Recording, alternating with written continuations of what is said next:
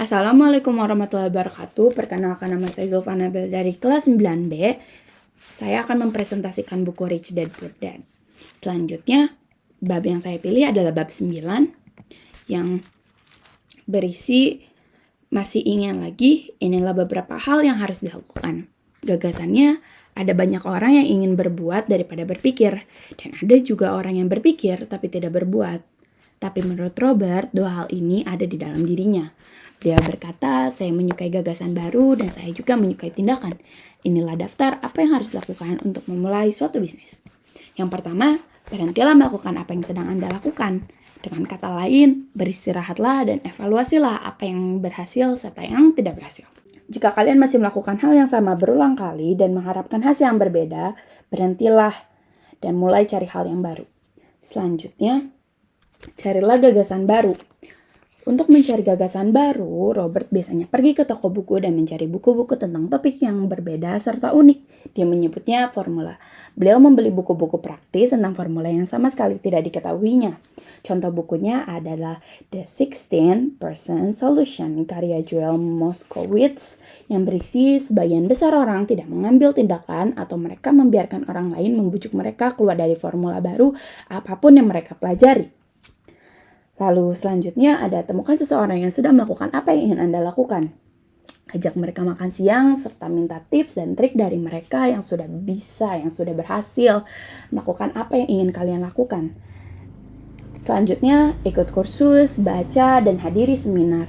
Banyak kursus baru dan menarik di koran dan internet, gratis dan berbayar, semuanya tergantung pada diri kalian sendiri.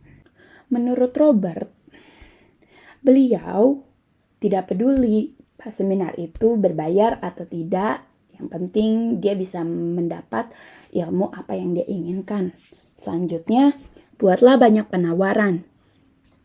Jika Anda menginginkan penawaran dan tidak tahu seperti apa penawaran yang tepat, itu adalah tugas agen real estate. Mereka paling ahli membuat penawaran yang sesuai. Orang yang bukan investor atau terjun ke dunia seperti ini, itu tidak bisa membayangkan bagaimana rasanya berusaha menjual sesuatu. Selanjutnya, menemukan transaksi yang bagus. Bisnis yang tepat, orang yang tepat, atau apa saja itu sama seperti berkencan. Kalian harus pergi ke pasar dan bicara kepada banyak orang. Mencari, menawar, menolak, menegosiasikan, dan menerima adalah bagian dari hampir segala sesuatu dalam hidup ini. Selanjutnya, carilah harga murah di semua pasar. Keuntungan diciptakan saat membeli, bukan menjual. Kita punya satu contoh. Ketika supermarket mengadakan obral, misalnya tisu basah, konsumen berdatangan dan stok pun habis. Namun, ketika pasar perumahan atau saham mengadakan obral, seringkali disebut kehancuran atau koreksi. Konsumen yang sama kerap berlari meninggalkannya. Dan ketika supermarket menaikkan harga, konsumen berbelanja di tempat lain. Namun ketika pasar perumahan atau saham menaikkan harga, konsumen yang sama seringkali bergegas membeli. Selanjutnya, carilah di tempat yang tepat. Keuntungan dibuat ketika Anda membeli, bukan ketika Anda menjual. Gagasan tersebut sama dengan gagasan sebelumnya. Yang membedakan hanyalah tempat yang tepat untuk kalian memulai bisnis tersebut.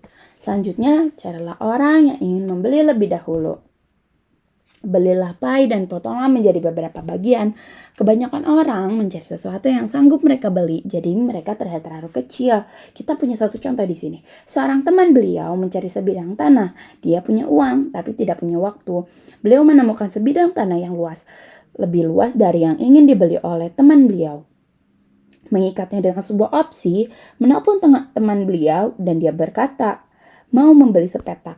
Beliau pun menjual petak itu kepadanya lalu membeli tanah tersebut. Sisa tanah itu menjadi milik beliau secara gratis.